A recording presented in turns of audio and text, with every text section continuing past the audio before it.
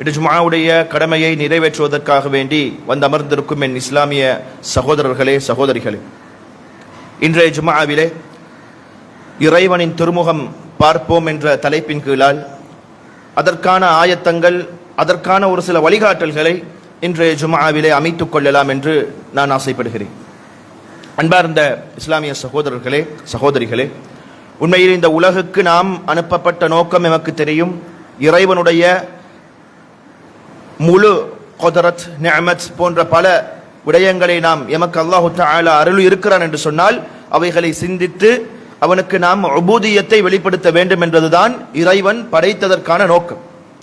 வமா ஹலக்துல் ஜின்ன வல் இன்ஸ இல்லா லியஅபுதூன். அல்லாஹு தஆலா குர்ஆனிலே சொல்லும் பொழுது இபாதத்து செய்வதற்காக என்று கேட்டால் உபூதியத்தை வெளிப்படுத்துவதற்காக, அடியான் ஒரு மனிதன் இறைவன் மீது இருக்கக்கூடிய அந்த அடிமை தன்மையை வெளிப்படுத்துவதற்காகத்தான் இந்த உலகுக்கு மனித சமுதாயம் அனுப்பப்பட்டிருக்கிறது என்பதை, ஜின் சமுதாயம் அனுப்பப்பட்டிருக்கிறது என்பதை நாம் குர்ஆனிய வசனங்கள் மூலமாக படித்திருக்கிறோம். அந்த உபூதியத்தை வெளிப்படுத்தக்கூடிய தன்மை எமக்கு முழுமையாக வர வேண்டும் என்று சொன்னால் அதற்கான ஒரு சில வழிகாட்டல்களையும் அதற்கான ஒரு சில அடிப்படை விதிகளையும் அம்சங்களையும் நாங்கள் புரிந்து கொள்ள வேண்டும். அந்த அடிப்படை விதிகளையும் அம்சங்களையும் நாங்கள் புரிந்து கொண்டால் மாத்திரமே எமது உபூதியத், நாம் வெளிப்படுத்தக்கூடிய அந்த உபூதியத் தெளிவாக அருமையாக இறைவன் எம்மிடத்திலிருந்து எதிர்பார்ப்பது போன்று நாம் அவனுக்கு சிரம்பணிந்து ஒரு முஸ்லிமாக வாழ முடியும். அதன் மூலமாக சுவனவாசிகளாக மாறி இறைவனுடைய முகத்தை பார்ப்பதற்கான பாக்கியத்தை நாங்கள் பெறலாம்.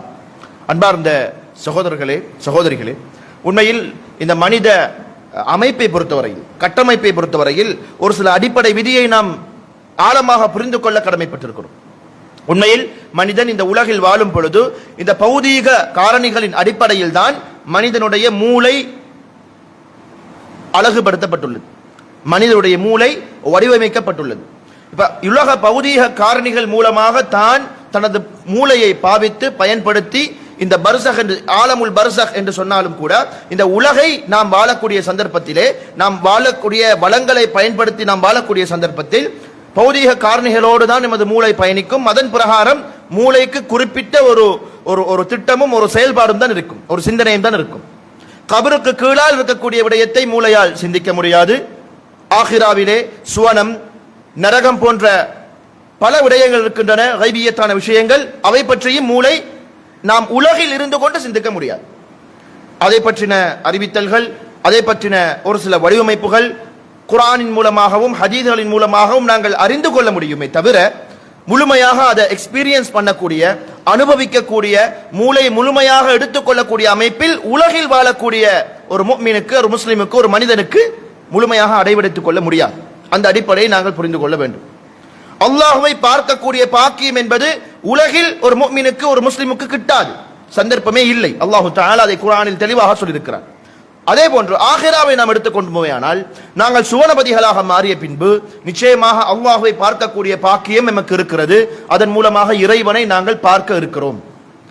அதனால தான் நாங்கள் கேள்விப்பட்டிருப்போம், சுவனம் பற்றி, நரகம் பற்றி, ஆகிரா பற்றி பல எச்சரிக்கைகளும் பல நல்ல விடயங்களும் எங்களுக்கு தெரிந்தாலும் கூட நம் சிந்தனைக்கு அப்பால் பட்டது என்பதாகத்தான் நாம் படித்திருக்கிறோம். ஏன்? இந்த உலகில் வாழக்கூடிய ஒரு மனிதனை பொறுத்தவரையில் அவனுடைய மூளை பௌதீக காரணிகளோடு சம்பந்தப்படுத்தப்பட்டு அது உலக சமநிலையை பேணப்பட வேண்டும் என்ற இறைவனுடைய மிக முக்கியமான ஒரு குதரத்தை வெளிப்படுத்தக்கூடிய அமைப்பில் தான் இந்த மனிதன் இந்த உலகில் வாழுகிறான். எனவே அந்த மூளையின் மூலமாக ஆகிரா, சுவனம், நரகம் போன்ற விடயங்களை முழுமையாக புரிந்து கொள்ள முடியாது. அதே போன்றுதான் அல்லாஹ்வை பார்க்கக்கூடிய அந்த சந்தர்ப்பத்தை பொறுத்தவரையில் இந்த உலகில் இருந்து கொண்டு நாங்கள் முழுமையாக சிந்தித்துக் கொள்ள முடியாது. ஆனால் ஆகிராவில் நாம் சுவனபதிகளாக மாறியதன் பின்பு அல்லாஹ்வை பார்க்க போகிறோம் என்ற அந்த பாக்கியம் உள்ளத்திலே ஒரு பூரிப்பையும் சந்தோஷத்தையும் ஏற்படுத்த வேண்டும் என்று சொன்னால் நாம் இறைவனை பற்றி சரியாக புரிந்து கொள்ள வேண்டும். அவனுடைய பண்புகள், அவனுடைய அஸ்மாக்கள், அவனுடைய சிஃபாத்துகள் என்ன என்பதை நாங்கள் வகுப்பு ரீதியாக படித்து எங்களை தேத்திக் கொள்ள வேண்டும். அதன் மூலமாக நாம் இறைவனுடைய அன்பை பெற்று இறைவன் மீது நாம் செலுத்தக்கூடிய அந்த நன்றி கடன் மூலமாக இறைவனை பார்க்கக்கூடிய பாக்கியத்தை கியாம நாளையிலே நாங்கள் பெறுவோம். அதன் மூலமாக பெரும் ஒரு சந்தோஷத்தை அடைவோம். இந்த அடிப்படைகளை புரிந்து கொண்டு அன்பார்ந்த சகோதரர்களே சகோதரிகளே, இந்த பாக்கியத்தை பெறுவதற்கான வழிகாட்டல்களை குர்ஆன் மற்றும் ஹதீஸிலிருந்து நாங்கள் புரிய கடமைப்பட்டிருக்கிறோம். இறைவனை பார்க்கக்கூடிய பாக்கியம் யாருக்கு என்பதை அல்லாஹ் தெளிவாக தன்னுடைய திருமறையில் சொல்லியிருக்கிறார். அதற்கு முன்பு நாம் எவ்வாறு அதற்கான தகைமைகளை கூட்டிக் கொள்ள வேண்டும், அதிகரித்துக் கொள்ள வேண்டும், அதன்பால் நாம் செல்ல வேண்டும் என்ற வழிகாட்டலை நபி ஸல்லல்லாஹு அலைஹி வஸல்லம் அவர்கள் மிக திட்ட தெளிவாக எங்களுக்கு தங்கள் பொன்மொழிகள் மூலமாக தெளிவுபடுத்தியிருக்கிறார். அதற்கு அரபுல சொல்லுவாங்க இஹ்சான் என்று சொல்லக்கூடிய ஒரு பண்பு. ஜிப்ரைல் அலைஹிஸ்ஸலாமுடைய ஹதீஸ் எல்லாரும் ஆரம்பத்தில் நிறைய இடங்களில் படிச்சிருப்பீங்க, கேள்விப்பட்டிருப்பீங்க. இஸ்லாத்தினுடைய அடிப்படை விடயங்களை நபி அவர்களுக்கு ஜிப்ரைல் அலைஹிஸ்ஸலாம் அவர்கள் வந்து கற்றுக் கொடுத்த ஒரு செய்தி. அதில் பல கேள்விகள் தொடுக்கப்பட்டு நபி அவர்களுக்கு ஜிப்ரைல் அலைஹிஸ்ஸலாம் அவர்களே பதில் கொடுக்கக்கூடிய ஒரு விடயம். அதில் ஒன்றுதான் அக்பிர்னி அனில் இஹ்சான். இஹ்சான் என்றால் என்ன, இஹ்சானை பற்றி சொல்லித் தாருங்கள் என்பதாக கேட்ட பொழுது இஹ்சானை பற்றி திரும்ப அவர்கள் பதில் கொடுக்கிறார்கள். அன்த அபுதல்லாஹ கஅன்னக தராஹ். இபாதத்தை பொறுத்தவரையில், வணக்க வழிபாடுகளை பொறுத்தவரையில் நாம் அல்லாஹ்வை பார்ப்பது போன்று இபாதத்து செய்ய வேண்டும். இது முதலாவது கட்டம். இஹ்சான் என்றால் அதை நாங்கள் ஆரம்பத்தில் புரிஞ்சு கொள்ள வேண்டும். என்னன்னு சொன்னா, இரண்டு பகுதிகளாக பிரிக்கப்பட வேண்டும். இஹ்சானை பொறுத்தவரையில், இஹ்சானிய பண்பை பொறுத்தவரையில் இரண்டு பகுதிகளாக ஷரீஅத்திலே நோக்கப்படுகிறது. அதில் முதலாவது பகுதி இறைவனுக்கு நாம் செய்யக்கூடிய இபாதத்தில் முஹ்சின்களாக, இஹ்சானை சுமந்தவர்களாக வாழ வேண்டும். இரண்டாவது, இறைவனால் படைக்கப்பட்ட படைப்பினங்களோடு இஹ்சானிய பண்பை சுமந்தவர்களாக நாங்கள் வாழ வேண்டும். இந்த இரண்டு பகுதியையும் ஒரு முஃமின், ஒரு முஸ்லிம் பூரணமாக நடைமுறையில் இருக்கக்கூடிய சந்தர்ப்பத்தில் அவன் முஹ்சின் என்ற பட்டியலுக்குள் அமைகிறான். அதன் மூலமாக இறைவனை பார்க்கக்கூடிய பாக்கியத்தையும் பெறுகிறான். முதலாவது இஹ்சான் என்றால் அதற்கு மொழி ரீதியாக அர்த்தத்தை நாங்கள் பார்த்தால் ஒரு வேலையை திறன்பட செய்வதற்கு சொல்லுவாங்க. அரபு நாடுகளில் வேலை செஞ்சவங்களுக்கு தெரியுமா இருக்கும், ஒரு வேலையை தந்துட்டாங்கன்னு சொன்னா அரபிகளோட வழக்கம் அஹ்சன்த. அது வழக்கம் மாத்திரமல்ல, சஹாபாக்களிடத்தில் ரபி அவர்களிடத்திலேயும் இருந்த ஒரு பண்பு. ஒரு வேலையை செய்து முடித்தால், திறன்பட செய்து முடித்தால் அஹ்சன்த என்று சொல்லுவாங்க. அஹ்சன்த் என்று சொல்லுவாங்க. நீங்க நல்ல அமைப்புல நீங்க செஞ்சு முடிச்சிருக்கீங்க என்பதாக சொல்லுவாங்க. அப்ப அதுக்கு மொழி ரீதியாக அர்த்தத்தை பார்த்தோம் சொன்னா ஒரு வேலையை திறன்பட செய்வதற்கு குறிக்கும். இதே நாங்க ஷரீஅத்துடைய வழக்கில் நாங்க பார்ப்போமே ஆனால் அஹ்சன், அதாவது இஹ்சான் என்று சொல்லக்கூடிய அந்த பண்பை பொறுத்தவரையில் அது இரண்டு பகுதிகளாக நோக்கப்படுகின்றது. அதில் முதலாவது, இறைவனுக்கு செய்ய வேண்டிய இபாதத்தை சரிவர இறைவன் எமக்கு கட்டளையிட்ட பிரகாரம் செய்து முடிப்பதை இஹ்சான் என்பதாக நாங்கள் சொல்லுவோம். இறைவனுக்கு கொடுக்க வேண்டியது, இறைவனால் படைக்கப்பட்ட படைப்பினங்களுக்கு நாங்கள் நல்ல முறையில் நடப்பது இஹ்சான் என்ற பண்புக்குள்ள வருது. ரெண்டு பகுதியையும் நாங்க ஒருங்கே கொண்டு பயணித்தால்தான் முஹ்சின் என்ற பெயர் எங்களுக்கு கிடைக்கும். அதன் மூலமாக இறைவனை பார்க்கக்கூடிய பாக்கியம், சோனபதியாக கூடிய பாக்கியம் எங்களுக்கு கிடைக்கும். அதுல ஆரம்பத்தில் நாங்க அல்லாஹ்வுக்கு நாங்க எப்படி இஹ்சான் செய்யறதுங்கிறத பார்க்கறதுல தான் இந்த ஹதீஸ் எங்களுக்கு ஒரு மிகப்பெரிய ஒரு தூணாக அமைகிறது. அப்ப அன்த அபுதல்லாஹ கஅன்னக தராஹ், அல்லாஹ்வுக்கு நாங்க இபாதத்தை செய்யும் பொழுது முஹ்சினாக நாங்க இபாதத்தை செய்யணும் என்று சொன்னா அதுல ஃபர்ஸ்ட் லெவல், அதுதான் டாப் லெவலும் கூட, அல்லாஹ்வை நாங்க பார்க்கிறது போல இபாதத்தை செய்யணும். அது சதகாவா இருக்கலாம், தொழுகையாக இருக்கலாம், இன்னொரு வணக்க வழிபாடுகளாக இருக்கலாம். எந்த வணக்க வழிபாடுகள் செய்தாலும் அல்லாஹ்வை நான் பார்த்து கொண்டிருக்கிறேன், என் முன்னால் அல்லாஹ் இருக்கிறான் என்ற ஒரு பக்தியுடன், ஒரு நன்றியுடன் நாங்கள் அந்த இபாதத்தை செய்து முடிப்பது. இது முதலாவது லெவல். அந்த ஹதீஸ்ல இரண்டாவது கட்டத்தில் சொல்றாங்க, ஃபஇல்லம் தகுன் தராஹ், உனக்கு இறைவனை பார்ப்பது போன்று வணங்குவதற்கான ஒரு வாய்ப்பும் ஒரு சந்தர்ப்பமும் உனக்கு உருவாக்க முடியவில்லை என்று சொன்னால் ஃபஇன்னஹு யராக், அவன் உன்னை பார்க்கிறான் என்ற ஒரு பயத்தோடு அச்சத்தோடு நீ அந்த இபாதத்தை செய்து முடிக்க வேண்டும். அப்ப இஹ்சான் என்ற பண்பை அல்லாஹ்வுக்கு நாங்க சரியான முறையில வெளிக்காட்டணும் என்று சொன்னா, இபாதத்துடைய விஷயத்துல நாங்க சரிவர இஹ்சானிய பண்பை சுமந்த ஒரு சமூகமாக வாழ வேண்டும் என்று சொன்னால் ரெண்டு லெவல்ல நாங்க அந்த இபாதத்தை செய்யணும். ரெண்டுல ஒரு லெவல்ல கட்டாயம் நாங்க அந்த இபாதத்தை செய்தாதான் நிச்சயமாக அந்த இபாதத் மீசான் தராசுல பெருமதியான ஒரு இபாதத்தாக இருக்கு. அதுல முதலாவது லெவல் இறைவனை பார்க்கிறது போல செய்யறது. உலகத்துல அல்லாஹ்வை பார்க்க முடியாது, அதற்குரிய சந்தர்ப்பம் இல்லை. ஆனா இதன் மூலமாக விளங்கப்படுத்தக்கூடிய விடயம் என்னவென்றால், உலமாக்கள் இந்த ஹதீஸுக்கு கீழால விளக்கப்படுத்துறாங்க, இறைவனை பார்ப்பது போன்று வணங்குறதுங்கிறது இறைவன் செய்த எமக்கு அருளிய நிஅமத்துகள், கொடைகள், இதெல்லாத்தையும் நாங்க அப்படியே கான்சென்ட்ரேட் பண்ணி முழுமையாக அல்லாஹ்வுக்கு நன்றி செலுத்தக்கூடிய தன்மையில, அல்லாஹ் எங்களுக்கு முன்னால் இருக்கிறான், நான் அவனுக்கு நன்றி செலுத்துறேன் ஒரு ஒரு ஒரு ஒரு சந்தோஷ ஆர்வ ஒரு பாசத்தோட அந்த இபாதத்தை செஞ்சு முடிக்கிறது. இது டாப் லெவல். இந்த அமைப்பு ஒரு முஃமினுக்கு, ஒரு முஸ்லிமுக்கு வாரத்துக்கு எடுக்கிறதுக்கு கஷ்டமா இருக்குதுன்னு சொன்னா, இரண்டாவது லெவல் என்னண்டா, அச்சத்தோட இறைவனுக்கு நாம் மாறு செய்தால், இறைவனுடைய கட்டளையை நாங்கள் புறக்கணித்தால், இறைவனுடைய கோப பார்வை எந்த அளவுக்கு பயங்கரமானது என்ற எண்ணத்தை நாங்கள் உள்ளத்தில் கொண்டு வந்து பயத்தோடு அல்லாஹ் நம்மை பார்த்துக் கொண்டிருக்கிறான் ஒரு அச்சத்தோடு அந்த இபாதத்தை செய்து முடிக்க வேண்டும். இரண்டாவது லெவல் எல்லோருக்கும் செய்ய முடியுமான ஒரு லெவல் தான். ஆனா முதலாவது லெவல், அந்த லெவலை பொறுத்தவரையில ஈமான் எங்களுக்கு ரொம்ப அதிகரிக்க வேண்டிய தேவைப்பாடு இருக்குது, கூட்ட வேண்டிய தேவைப்பாடு இருக்குது. அதன் மூலமாக இறைவனை நாங்க சந்தோஷமாக, இறைவன் பல நிஅமத்துகளை எங்களுக்கு தந்திருக்கிறான், அந்த நிஅமத்துகளை நாங்க யோசிச்சு ஆர்வமாக சந்தோஷமாக முழுமையாக அந்த இபாதத்தை செஞ்சு முடிக்கிறது தான் முதலாவது லெவல். அப்ப இந்த ரெண்டு லெவல்ல இருந்து ஒரு ஆள் விலகி ஒரு இபாதத்தை செய்தால் அதை நாங்க சர்வ சாதாரணமாக புரிஞ்சு கொள்ள முடியும். சமூகத்துக்கு பயந்து அல்லது பிறருக்கு காட்டுவதற்கு அல்லது சடங்குக்கு அந்த இபாதத்து செய்யப்படுதுங்கிறது நாங்க புரிஞ்சு கொள்ளலாம். அப்ப அல்லாஹ்வுக்கு நாங்க முஹ்சினாக வாழணும், இஹ்சானிய பண்பை வெளிப்படுத்தணும் என்று சொன்னா இந்த ரெண்டு லெவல்ல ஒரு லெவல்ல நாங்க நிச்சயம் எங்கட இபாதத்தை அமைத்துக் கொள்ள வேண்டிய கடப்பாடு எங்களுக்கு இருக்குது. இல்லாத பட்சத்துல அந்த இபாதத் வெறுமனே சடங்குக்காக அல்லது அல்லாஹ் பாதுகாக்க வேண்டும் ஒரு ரியா முகஸ்துதிக்காக வேண்டி சமூக பயத்துக்காக வேண்டி நாங்க முன்சப்ல நின்று தொழ வேண்டிய ஆட்களாக கூட இருக்கலாம். அல்லாஹ் பாதுகாக்கணும், அல்லாஹ் பாதுகாத்தவர்களை தவிர. எனவே அவ்வாறான அந்த நிலையிலிருந்து முழுமையாக அந்த ரெண்டு லெவல்ல ஏதாவது ஒரு லெவலை நாங்க கையில பிடிச்சு கொண்டு அந்த இபாதத்தை செய்து முடித்தால் நிச்சயமாக நாங்க முஹ்சின் என்ற பெயருக்குள்ள வருவோம். அதற்கு முன்னால ஒரு முக்கியமான ஒரு ஹதீஸ ஞாபகம் செய்வதற்கு கூறுவதற்கு கடமைப்பட்டிருக்கிறேன். முஸ்லிம்ல வரக்கூடிய செய்தி, சஹாபாக்கள் ஒரு பெரும் கொண்ட திரளோட நபி ஸல்லல்லாஹு அலைஹி வஸல்லம் அவர்கள் மத்தியில் இருக்கிறாங்க. நபி அவர்கள் சொல்றாங்க, லன் யுத்கிலல் ஜன்னத அஹதம் மின்கும் அமலுஹு.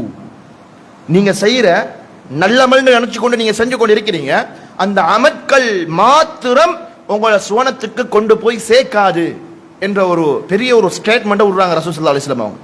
உடனே சஹாபாக்களுக்கெல்லாம் ஆச்சரியம். உடனே சஹாபாக்கள் கேட்கிறாங்க, வலா அன்த யா ரசூலல்லாஹ், நீங்களும் உங்களுடைய அமலை மாத்திரம் நம்பி சொர்க்கத்துக்கு போக முடியாதா, நீங்களும் சோனம் செல்ல முடியாதா என்ற கேள்வியை கேட்ட பொழுது நபி ஸல்லல்லாஹு அலைஹி வஸல்லம் அவர்கள் சொல்கிறார்கள், வலா அன, என்னாலும் முடியாது, இல்லா அன் யதகம்மதனி அல்லாஹு பிரஹ்மத்தின் மின்ஹு வ ஃபضல், இறைவனுடைய சங்கை கீர்த்தி, இறைவனுடைய ரஹ்மத் என்னை வந்து சூழவில்லை என்று சொன்னால், எனக்கு கிடைக்கவில்லை என்று சொன்னால் என்னாலும் முடியாது என்று சொல்லி நபி ஸல்லல்லாஹு அலைஹி வஸல்லம் அவர்கள் ஒரு விடயத்தை குறிப்பிடுகிறார். அப்ப ஒரு இபாதத்தை செய்யறதுக்கு அந்த இபாதத்து மாத்திரம் எங்களுக்கு போதுமான்னு கேட்டா அந்த இபாதத்து எப்படிப்பட்ட ஒரு இபாதத்தாக அமையணும்? இறைவனுடைய ரஹ்மத் அந்த இபாதத்துக்கு கிடைக்கும். அப்ப இறைவனுடைய ரஹ்மத் அந்த இபாதத்துக்கு கிடைக்கணும் என்று சொன்னா சடங்குக்கு இபாதத்து செய்யறது, பிறனுக்காக வேண்டி இபாதத்து செய்யறது, அடுத்தவங்களுக்கு பயந்து இபாதத்து செய்யறது, இதெல்லாம் செல்லுபடியாகாது. அப்ப எப்படி இபாதத்து செய்யணும்? இஹ்சானிய பண்பை சுமந்தவனாக இபாதத்து செய்யணும். அப்ப இஹ்சானிய பண்பை எப்படி சுமந்து இபாதத்து செய்யறது? நபி அவர்கள் அங்கே கற்றுத்தந்த ஹதீஸ், இரண்டு லெவல்ல ஒரு லெவல்ல நாங்க அந்த இபாதத்தை செய்து முடித்தாக வேண்டும். இறைவனை பார்ப்பது போன்று அல்லது இறைவன் எம்மை பார்க்கிறான் என்ற ஒரு அச்சத்தோடு இதுல ஏதாவது ஒரு லெவல்ல நாங்க அந்த இபாதத்தை செஞ்சு முடிச்சால் அது வெறுமனே அமல் அல்ல, அந்த அமலுக்கு இறைவனுடைய ரஹ்மத் கிடைக்குதுங்கிறதாக அல்லாஹு தஆலா சொல்கிறான். அலா இன்ன ரஹ்மத்தல்லாஹி கரீபும் மினல் முஹ்சினீன். அல்லாஹ் சொல்லக்கூடிய வாசகத்தை பாருங்க. நிச்சயமாக அல்லாஹுடைய ரஹ்மத், அல்லாஹுடைய அந்த பாசம், இரக்கம், கருணை யாருக்கு இருக்குதுன்னு கேட்டா கரீபும் மினல் முஹ்சினீன், முஹ்சினீன்களாக வாழக்கூடியவர்களுக்கு மிக சமீபத்தில் இருக்குது என்று அல்லாஹ் தஆலா சொல்றான். அப்ப நபியோடைய ஹதீஸையும் இந்த வசனத்தையும் நாங்க ஜாயின் பண்ணி பார்த்தா நபி அவங்க சொன்ன ஹதீஸ் ஆரம்பத்துல இல்ல, நான் இடையில சொன்ன ஹதீஸ் என்ன? அமல் மூலமாக மாத்திரம் போக முடியாது, அந்த அமலுக்கு இறைவனுடைய ரஹ்மத் இருக்கணும். நபி அவர்கள் கூட சொர்க்கம் போக வேண்டும் என்றால் அந்த அமலுக்கு இறை ரஹ்மத் இருக்க வேண்டும். அந்த இறை ரஹ்மத் எவ்வாறு எப்படிப்பட்டவர்களுக்கு கிடைக்கும்?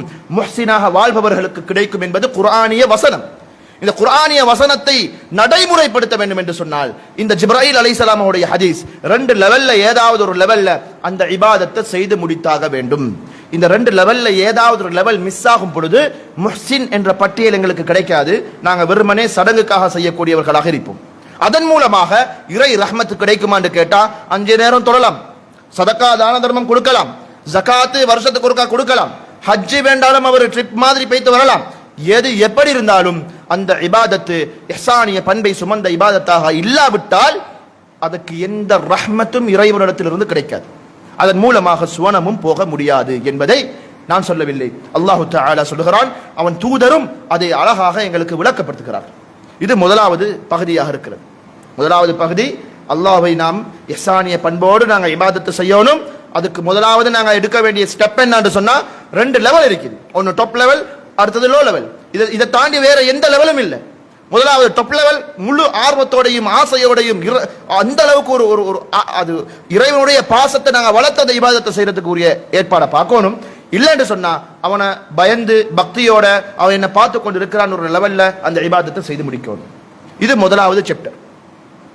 ரெண்டாவது சாப்டர் என்னன்னு சொன்னா, அதையும் நபி ஸல்லல்லாஹு அலைஹி வஸல்லம் அவங்க ரொம்ப அழகா தெளிவா எங்களுக்கு விளக்கப்படுத்திக்கிறாங்க. ரெண்டாவது பகுதி என்னன்னு சொன்னா, இறைவனால் படைக்கப்பட்ட படைப்பினங்களோட நாங்க சரியாக பண்போட இறை கட்டளையை நடைமுறைப்படுத்தி அந்த சமூகத்துல நாங்க இறை படைப்புகளுக்கு மதிப்பளித்து வாழும். இந்த பகுதி ரொம்ப டேஞ்சரான பகுதி. முதல் பகுதி சொல்லுவாங்க அரபுல ஹுக்கூக்குல்லாஹ் ஹுக்கூக்குல் இபாத்னு சொல்லி, இந்த ஏலவல் படிக்கக்கூடிய அந்த பகுதிகளுக்கு எல்லாமே அது ஒரு பாடத்திட்டமா போடுவாங்க.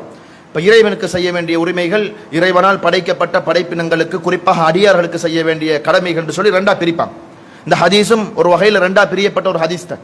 அப்ப முதலாவது நாங்கள் இபாதத்து அல்லாஹுக்கு செய்ய வேண்டியது, அதில் குறைபாடுகள் முன்ன பின்ன இருந்தா கூட அல்லாஹு தஆலா மன்னிக்க போதுமானது. இரண்டாவது பகுதி அவனுடைய அடியார்கள் அவனுடைய படைப்பினங்களோட சரியான முறையில் நாங்கள் நடக்கணும். அதுல ஏதாவது நாங்க மிஸ்ஸிங் பண்றோம் சொன்னா, ஏதாவது தவறு இழைக்கிறோம் சொன்னா நிச்சயமாக அது படு பயங்கரமான ஒரு மோசமான ஒரு நிலைக்கு எங்களை ஆளாக்கி. அதுக்கு ஒரே ஒரு ஹதீஸை நாங்க பார்த்து ரொம்ப தெளிவான பல விளக்கங்கள் எடுக்கலாம். அதுல முதலாவது அந்த ஹதீஸ் சொல்றாங்க பாருங்க, ரசூல் ஸல்லல்லாஹு அலைஹி வஸல்லம் அவங்க முஸ்லிம்ல வரக்கூடிய செய்தி, இன்னல்லாஹ கதபல் இஹ்சான அலா குல்லி ஷை. அல்லாஹ் தஆலா இஹ்சானிய பண்பை சுமந்தவனாக இந்த உலகில் ஒரு மனிதன், ஒரு முஃமின், ஒரு முஸ்லிம் வாழ வேண்டும் என்பதை விதியாக்கி இருக்கிறான், கடமையாக்கி இருக்கிறான். அதுக்கு பிறகு அந்த ஹதீஸ்ல ரசூல் ஸல்லல்லாஹு அலைஹி வஸல்லம் சொல்றத பாருங்க, ஃபைதா கதல்தும், நீங்க ஒரு கொல்ல வேண்டிய ஒரு பிராணியை கொல்ல நேர்ந்தால், ஒரு பாம்பு வருது, அது எங்களுக்கு தீங்கிழைக்கக்கூடிய ஒரு பிராணியை கொல்வதற்கு அனுமதி இருக்குது, அதை நீங்க கொல்லக்கூடிய சந்தர்ப்பத்தில் கூட ஃபஅஹ்சினுல் கித்லா, அஹ்சினுன்னு சொல்லக்கூடிய அந்த வார்த்தை இஹ்சானுடைய அந்த மெயின் இதுல இருந்து பிரிஞ்சு வந்த வெர்ப். அப்ப அஹ்சினுல் கித்லா, நீங்க கொல்லக்கூடிய அந்த செயலை அழகிய முறையில் திறன்பட கொண்டு முடிச்சிருங்க அப்படின்னு சொன்னா அதுக்குரிய வழிகாட்டல் என்ன? பாம்பை நாங்க எப்படி கொல்லணும், எரிக்க கூடாது, நெருப்பு வச்சு எரிக்க கூடாது, இதெல்லாம் தடை. அப்ப பாம்பை நாங்க எப்படி கொல்லணுமோ அப்படி கொல்லணும். தடை செய்யப்பட்ட அமைப்பு நாங்க கொல்லக்கூடாது. அப்ப ஒரு கொல்ல வேண்டிய பிராணியை கொல்ல நேர்ந்தால் கூட ஃபஅஹ்சினுல் கித்லா, நீங்க நல்ல முறையில எந்த ஒரு நொம்பலங்களை ஏற்படுத்தக்கூடிய அமைப்பில் இல்லாம ஒழுங்கா கொண்டு முடிச்சிருங்க. ஃபைதா ஸபஹ்தும், நீங்க ஒரு அறுக்க வேண்டிய பிராணியை அறுக்க நேர்ந்தால் ஃபஅஹ்சினு ஸிபஹா, அறுக்கக்கூடிய அந்த செயல்பாட்டை நல்ல முறையில் அழகாக நீங்கள் அறுத்து விடுங்கள். பிறகு ரசூல் ஸல்லல்லாஹு அலைஹி வஸல்லம் சொல்றாங்க, வல் யுஹித் அஹதுக்கும் ஷஃப்ரதஹு, அறுக்கக்கூடிய சந்தர்ப்பத்தில் அந்த கருவியை நல்ல கூர்மையாக்கி கொள்ளுங்க. வல் யுரிஹ் தபிஹதஹு, அந்த அறுத்ததன் பின்னால் அந்த பிராணியை கொஞ்ச நேரம் டைம் கொடுங்க, அது முழுமையாக அதனுடைய ரூஹ் பிரியறதுக்கு சொல்லி ரசூல் ஸல்லல்லாஹு அலைஹி வஸல்லம் அவங்க இந்த ஹதீஸ்ல எங்களுக்கு ரொம்ப பெரிய ஒரு பாடத்தை படிச்சு தந்திருக்கிறாங்க. அன்பார்ந்த சகோதரர்களே, இந்த இரண்டாவது பகுதியை நீங்க பாருங்க.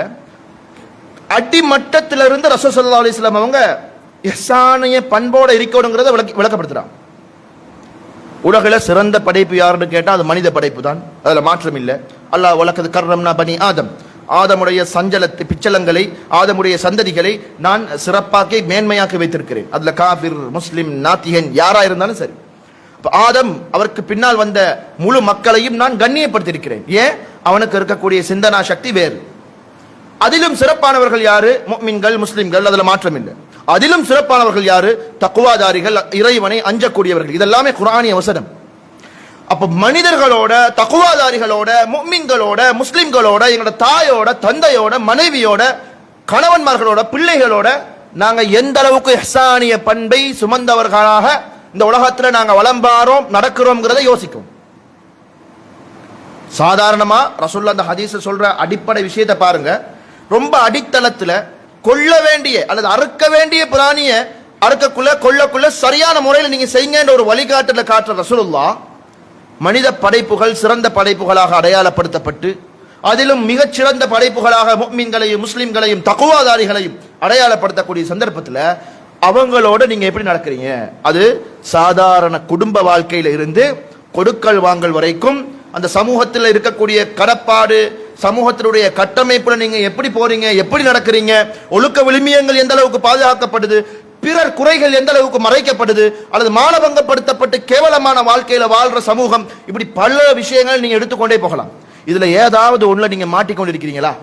கொடுக்கல் வாங்கல்ல உங்களுக்கு மார்க்கம் இல்லை, ஒருத்தன் பாதிக்கப்பட்டான், கொடுக்கல் வாங்கல்ல ஒரு ஆள் பாதிக்கப்படுவது என்பது மிக மிக மோசமான ஒரு விஷயம்.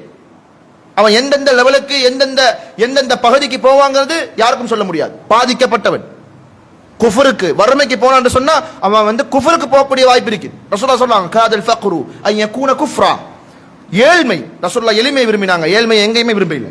அப்ப ஏழ்மையே ரசூலுல்லாஹ் விரும்ப இல்லை, இஸ்லாம் ஆதரிக்க இல்லை. ஒரு ஏழ்மைக்கு ஒரு ஆள் நாங்க அனுப்புறோம் சொன்னா பொருளாதார மோசடி செய்ய ஒருத்தர அனுப்புறோம், அதன் மூலமாக அவர் குஃபருக்கு கூட போகலாம். அல்லாஹ் பாதுகாக்கணும். அது மாத்திரமா குடும்ப வாழ்க்கையை எடுத்து பாருங்க. மனைவியோட எந்த அளவுக்கு பண்பா பாசமா நல்ல நடத்தையோட நாங்க நடக்கிறோம், அல்லது மனைவி கணவனோட எந்த அளவுக்கு மதித்து மரியாதையோட நடக்கிறா, இதெல்லாமே பார்க்கப்பட வேண்டியதாக இருக்கு. பிள்ளைகளோட நாங்க எந்த அளவுக்கு நடக்கிறோம், பிள்ளையுடைய அமானிதத்தை பேணி நாங்க சரியான இஸ்லாமிய சூழலை கொடுக்கிறோமா, அல்லது மேற்கத்தைய கலாச்சாரங்களையும் சித்தாந்தங்களையும் மூளையில கொண்டு போய் திணிக்கிறோமா, அல்லது அவர்கள் அதன் பாட்டில் அவங்களை வளர விட்டு சாதாரணமாக சின்னாபின்னமாகுவதற்கான வழிவகைகளை நாங்க வீட்டுகளையே செஞ்சு கொடுக்கிறோமா. இதெல்லாமே இஹ்சானிய பண்பை சுமந்தவர்களாக அல்லாஹுவால் படைக்கப்பட்ட படைப்பினங்களோட நடக்க இல்லைங்கிறத காட்டுது. அதிலும் குறிப்பாக மனித சமுதாயம், அந்த மனித சமுதாயத்திலையும் குறிப்பாக தாய் தந்த கணவன் மனைவி புள்ள இவங்களோட நாங்கள் அடிப்படையில் எந்த அளவுக்கு நல்ல முறையில் நடக்கிறோங்கிறத நாங்கள் மீள் பரிசீலனை செய்ய வேண்டிய தேவைப்பட்டிருக்கு. இந்த மாதிரியான அமைப்புகளை நாங்கள் யோசிச்சு நல்ல முறையையும் நெறிப்படுத்தப்பட்ட வாழ்க்கையையும் நாங்கள் உருவாக்காம அதிலேயே நாங்கள் வாழ்ந்து கொண்டு போறோம் என்று சொன்னால் நிச்சயமாக அந்த இஹ்சானிய பண்பை சுமந்தவர்களாக இல்லை. ரெண்டாவது பகுதியில் இரண்டாவது பகுதியில் அவர் முழுமையாக இல்லைன்ற அர்த்தம், முதலாவது பகுதியும் அவருக்கு ஒரு முழுமையான ஒரு அமைப்புல இல்லைன்னு தான் அர்த்தம். அல்லாஹுக்கு இபாதத்து செய்யற விஷயத்திலையும் அவர்கிட்ட குறைபாடு இருக்குதுங்கிறத நாங்கள் முழுமையாக புரிந்து கொள்ள முடியுமானதாகத்தான் இருக்கும். எனவே அன்புக்குரிய சகோதரர்களே, ரொம்ப தெளிவாக நாங்கள் பயணிக்கணும். அல்லாஹுவை பார்க்கக்கூடிய பாக்கியம் இந்த முஹ்சின்களுக்கு இருக்குதுங்கிறத குர்ஆன் வசனம் சொல்லுது. அதை இறுதியாக பார்ப்போம். ரொம்ப தெளிவாக நாங்கள் பயணிக்கணும். இறைவனுக்கு செய்ய வேண்டிய விடயங்கள்ல நல்ல முறையில் நாங்கள் செய்யணும், வழிகாட்டலின் பேர்ல நாங்கள் செய்யணும். அதே போல நாங்கள் இந்த முஃமின்களோட முஸ்லிம்களோட குடும்பத்தோட சமூகத்தோட வாழக்கூடிய சந்தர்ப்பத்தில் நல்ல பண்பை சுமந்தவர்களாக வாழணும். பல விஷயங்கள் இருக்குது, ஒன்ன தொட்டா அப்படியே போயிடும். சமூகத்தில் ரொம்ப ரொம்ப பாப்புலரா போனது என்னன்னா அடுத்தவங்களோட குறைய ரொம்ப பப்ளிஷ் பண்ணி அதை கொஞ்சம் டெவலப் பண்ணி கைகால் வச்சு ரொம்ப அழகா கோர்த்து, அதுவும் குறிப்பாக பெண்களுடைய விஷயத்தை பொறுத்தவரையில் உண்மையில் அவர்கிட்ட தவறு இருக்கலாம் அல்லது இல்லாமல் இருக்கலாம் அல்லது சில தவறுகள் இருக்கலாம். அதை வைத்து சமூகத்திலே வலம் வரக்கூடிய செய்திகள் எல்லாத்தையும் பாருங்க. அசிங்கப்படுத்தக்கூடிய முறையில் மனிதன் தவறு செய்யக்கூடியவன், அதில் மாற்றமே இல்லை. ஆனால் அந்த தவறை மறைக்கக்கூடியவன் தான் உண்மையான முஸ்லிம். அந்த தவறை வெளிப்படுத்தி அசிங்கப்படுத்தி வாழக்கூடியவர்களை நிச்சயமாக அல்லாஹு தஆலா விரும்பக்கூடியவனாக இருக்க மாட்டான். அல்லாஹ் தெளிவா குர்ஆன்ல பல இடங்கள்ல அதை சொல்லியிருக்கான். சூரத்து நூரை படிங்க, சூரத்து நூர் ஆரம்பத்தில் இருந்து இறுதி வரைக்கும் படிங்க. சமூக கட்டமைப்பு விழுமியம் எந்த அளவுக்கு இருக்கணுங்கிறத அல்லாஹ் எங்களுக்கு வழிகாட்டுறான். இந்த குறைகள் பரவுறதை அல்லாஹு தஆலா விரும்ப இல்லை.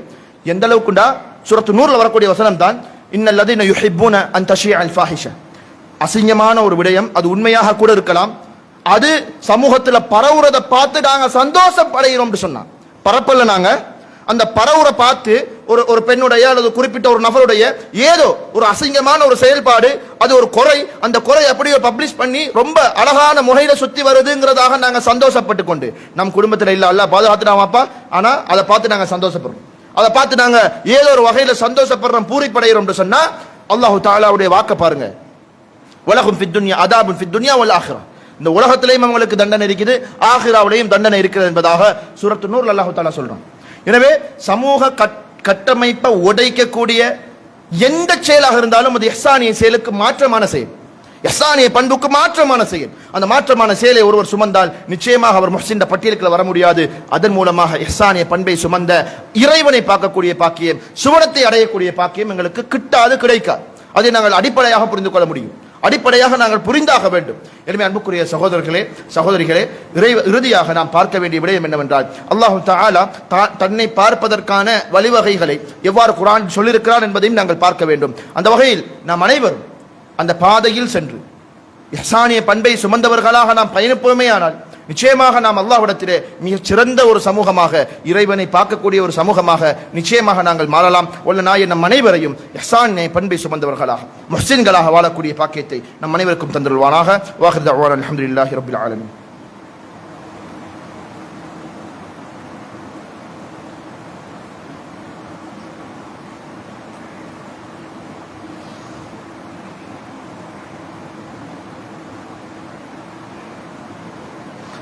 அல்ஹம்துலில்லாஹ் வஸ்ஸலாத்து வஸ்ஸலாமு அலா ரசூலில்லாஹ் அம்மா பஅத். அன்பார்ந்த இஸ்லாமிய சகோதரர்களே சகோதரிகளே, இன்றைய ஜும்ஆவுடைய சுருக்கம் என்னவென்றால், அல்லாஹ்வை நாங்கள் பார்க்க வேண்டிய தேவைப்பாடு, விருப்பம், நேசம் எல்லாம் இருக்குது, ஆசை இருக்கிறது. ஆனால் அதுக்குரிய வழிவகைகள் என்னென்று கேட்டால், இஹ்சானிய பண்பை சுமந்தவங்களாக இந்த உலகத்தில் வாழும். அதுக்கு அல்லாஹுக்கு செய்ய வேண்டிய இஹ்சான், அவனால் படைக்கப்பட்ட படைப்பினங்களுக்கு செய்ய வேண்டிய இஹ்சான், ரெண்டு பகுதியையும் நாங்கள் பார்த்தோம். அதில் முதல் பகுதி 2 லெவல் நாங்கள் பார்த்தோம். அந்த 2 லெவலில் ஏதாவது ஒரு லெவலில் நாங்கள் இபாதத்தை செய்யும். ரெண்டாவது பகுதி நம் சமூக கட்டுப்பாடு, கட்டமைப்பு, ஒழுக்க விளிமி என்று சொல்லி ஷரீஅத்தில் காட்டப்படக்கூடிய அவ்வளவு வழிகாட்டலையும் தெளிவாக மனிதன் ரீதியில் தவறுகள் வரலாம், தெளிவாக நடைமுறைப்படுத்தணும் என்ற நோக்கத்தோட இஹ்லாஸாக பயணிக்கணும், நல்ல பண்பை சுமந்தவர்களாக வாழும். இதுதான் இந்த ஜும்ஆவுடைய சாரம்சம். ஆனால் அதன் மூலமாக கிடைக்கக்கூடிய பெருபேறு பாக்கியம் என்னவென்றால், அல்லாஹு தஆலா குர்ஆன்ல சொல்லக்கூடிய வசனத்தை பாருங்க, லில்லதீன அஹ்ஸனுல் ஹுஸ்னா, இந்த உலகில் வாழக்கூடிய முஹ்ஸீன்களுக்கு, இஹ்சான் செய்யக்கூடியவர்களுக்கு ஹுஸ்னா. ஹுஸ்னா என்று சொன்னா தஃப்ஸீரை நீங்க பார்க்கலாம், சுவர்க்கம் இருக்கிறது என்பதாக அல்லாஹ் தஆலா சொல்கிறான். பின்பு வஸியாதா, பிளஸ் போனஸும் அவர்களுக்கு காத்து கொண்டிருக்கிறது என்பதாக அல்லாஹ் தஆலா திருமறையிலே கூறியிருக்கிறார். அந்த போனஸ் என்னங்கிறத ரசூல் ஸல்லல்லாஹு அலைஹி வஸல்லம் அவங்க விளக்கப்படுத்துறாங்க. அந்த ஹதீஸ் முஸ்லிம்ல வரக்கூடிய ஒரு ஹதீஸ். ரசூல் ஸல்லல்லாஹு அலைஹி வஸல்லம் அவங்க விளக்கப்படுத்தக்கூடிய அந்த செய்தியை பாருங்க. இதா தஹல அஹ்லுல் ஜன்னல் ஜன்னா வ அஹ்லுன் நார் அன்னார், சொர்க்கவாசிகள் சொர்க்கத்துக்கும் நரகவாசிகள் நரகத்துக்கும் சென்றதன் பின்னால், நாதா முனாதின் யா அஹ்லல் ஜன்னா, சுவனத்தில் ஒரு ஆள் அழைக்கிறாரு, ஏ சோடவாசிகளே, இன்னலக்கும் இன்தல்லாஹி மௌஇதன் யுரீது அன் யுன்ஜிசுகுமு, இறைவனிடத்தில் உங்களுக்கு ஒரு அப்பாயின்மெண்ட் ஒன்று இருக்குது. சோடவாசிகளை பார்த்து ஒரு அழைப்பாளர் சொல்றாரு, இறைவனிடத்தில் உங்களுக்கு ஒரு அப்பாயின்மெண்ட் ஒன்று இருக்குது, ஒரு வாக்குறுதி இருக்குது, அந்த வாக்குறுதியை நிறைவேற்றுவதற்காக இறைவன் காத்து கொண்டிருக்கிறான். அல்லாஹ்வும் போல யாரும் வாக்குறுதி கொடுத்தா அதை நிறைவேற்றுவதில் குறைபாடு செய்யறதுக்கு யாருமே, நிறைவேற்ற விஷயத்துல திட்ட தெளிவாக முழுமையாக நிறைவேற்ற இறைவனை போல நிறைவேற்றக்கூடியவங்க யாருமே இருக்க முடியாது. அப்ப அல்லாஹ் தஆலா சொன்ன வாக்குறுதி, ஏற்கனவே நான் சொன்ன வசனம், யார் இந்த முஹ்ஸினாக வாழ்றாங்களோ சுவர்க்கமும் இருக்குது, பிளஸ் அவங்களுக்கு போனஸும் இருக்குது, ஜியாதா போனஸும் இருக்குது. அப்ப இந்த போனஸ் என்னங்கிறது தான் இந்த ஹதீஸ் எங்களுக்கு தெளிவுபடுத்துது. அப்ப அல்லாஹ் தஆலா சொல்றான், அல்லாஹ் தஆலா விரும்புறான் உங்களுக்கு அந்த வாக்குறுதியை நிறைவேற்ற வேண்டும் என்ற நோக்கோடு இருக்கிறான் என்பதாக அந்த அழைப்பாளர் சொன்ன பொழுது அந்த சோனவாசிகள் கேட்கிறார்கள். அது நான் ஏற்கனவே சொன்ன அடிப்படைகளை நாங்கள் புரிஞ்சுக்கொள்ளணும். இந்த உலக அமைப்பை பொறுத்தவரையில் பௌதீக காரணிகளோடு நாங்கள் எங்களோட மூளை சிந்திச்சுட்டு போகுது. ஆனால் சூனத்துக்கு போனதன் பின்னால புரோகிராம் அப்படியே மாற்றப்படும். இறைவன் அதற்கான சகல தகுதிகளையும் சகல தன்மைகளையும் கெப்பாசிட்டியையும் எங்களுக்கு தரப்போறான். அதன் மூலமாக சொர்க்கத்துக்குள்ள நாங்கள் போனோம் என்று சொன்னா அந்த இன்பத்தின் மூலமாக சகலதையும் நாங்கள் மறந்துடுவோம். குர்ஆன்ல அல்லாஹ் தந்த வாக்குறுதியை கூட சோழவாசிகள் மறந்துட்டாங்கிறது தான் அந்த ஹதீஸ் எங்களுக்கு சொல்லுது. அந்த அளவுக்கு ஒரு இன்பத்தில் இருக்கிறாங்க. அதை விட பெரிய இன்பம் தான் அல்லாஹ்வை பார்க்கக்கூடிய இன்பம். அப்ப அல்லாஹ் தஆலா இடத்துல அவங்க கேட்கிறாங்க, எப்படின்னா, எங்களோட முகத்தெல்லாம் பிரகாசிக்க வச்சுட்டாய், எங்களுக்கு மீசான் தராச கனமாக்கி வைத்துட்டாய், சொர்க்கத்துக்கெல்லாம் எங்களை அனுப்பிட்டா, இதை விடவும் ஏதாவது எங்களுக்கு செய்யறதுக்கு இருக்குதாயா அல்லாஹ் என்பதாக அவர்கள் கேட்கிறாங்க. கேட்ட பொழுது அவர்களுக்கு மத்தியில் காணப்பட்ட திரை, அல்லாஹுக்கும் அவர்களுக்கு மத்தியில் சோனவாசிகளுக்கு மத்தியில் காணப்பட்ட திரை அப்படியே நீக்கப்படுது. அல்லாஹ்வை பார்க்கிறாங்க. அவங்க அல்லாஹ்வை பார்க்கக்கூடிய பாக்கியத்தை பெறுறாங்க. அந்த முஹ்ஸினாக வாழ்ந்தவங்க தான் சோனபதியாக இருந்து அல்லாஹ்வை பார்க்கிறாங்க. அல்லாஹ்வை பார்க்கக்கூடிய சந்தர்ப்பத்தில் இந்த ஹதீஸ் அறிவிச்ச ரிவாயத்தை செய்தவர் சொல்றாரு, உலகத்தில் நாம் இருந்தாலும் சரி, ஆஹிராவில் இருந்தாலும் சரி, பிரபஞ்சத்தில் எந்த இடத்துல இருந்தாலும் சரி, இந்த மாதிரியான ஒரு இன்பம் அவர்களுக்கு கொடுக்கப்பட்டதே கிடையாது என்பதை தெளிவுபடுத்துறாங்க. இது யார் மூலமா தெளிவுபடுத்துறாங்கன்னா, ரசூல் ஸல்லல்லாஹு அலைஹி வஸல்லம் உடைய அந்த பொன்மொழியில் இருந்து தான் தெளிவுபடுத்துறாங்க. அப்ப உலக அமைப்பை நாங்க சிந்தித்தா கூட அதுக்கு ஈடாகக்கூடிய அமைப்பில் இல்லை. ஆனால் சொர்க்கத்துக்கு போனதன் பிற்பாடு சொர்க்கத்திலும் இருக்கக்கூடிய இன்பங்களை எல்லாம் தாண்டிய ஒரு இன்பம் தான் அல்லாஹ்வை பார்க்கக்கூடிய பாக்கியம் என்பதை இந்த ஹதீஸ் எங்களுக்கு தரும். இந்த செய்தியை சொல்லிட்டு ரசூல் ஸல்லல்லாஹு அலைஹி வஸல்லம் அவங்க, லில்லதீன அஹ்ஸனு, இந்த உலகில் முஹ்ஸின்களாக வாழ்ந்தவர்களுக்கு ஹுஸ்னா, சுவர்க்கம் இருக்குது, வ ஜியாதா, அந்த ஜியாதா என்ன, அல்லாஹ்வை பார்க்கக்கூடிய பாக்கியம் என்பதாக அந்த குர்ஆனிய வசனத்துக்கு ரசூல் ஸல்லல்லாஹு அலைஹி வஸல்லம் அவங்க தன்னுடைய பொன்மொழி மூலமாக தஃப்சீர் செய்றாங்க. என் அன்புக்குரிய சகோதரர்களே, இந்த பாக்கியம் பெற வேண்டும் என்றால் குர்ஆனில் வந்த வார்த்தையை பாருங்க, முஹ்ஸினாக இருக்கணும். முஹ்ஸினாக இருந்தா அவர் செய்யக்கூடிய ஒவ்வொரு இபாதத்தும் அல்லாஹ்வுடைய ரஹ்மத்தின் பக்கம் விட்டு செல்லக்கூடிய ஒரு இபாதத்தாகத்தான் இருக்கும்.